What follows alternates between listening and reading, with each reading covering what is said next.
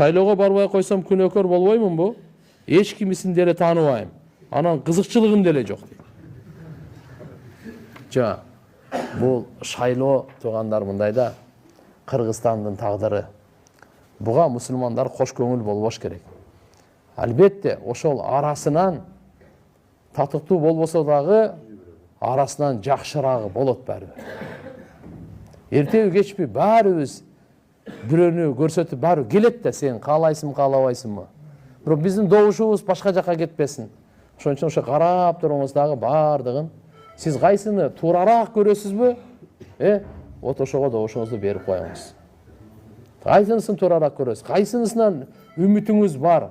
Ушулар мамлекетти эртеге бузбай, талкалабай, бөлбөй, бекемдеп, гүлдөтөт, колунан келет, бекем адис өзүнүн эмесин. Аны карайсыз, билесиз.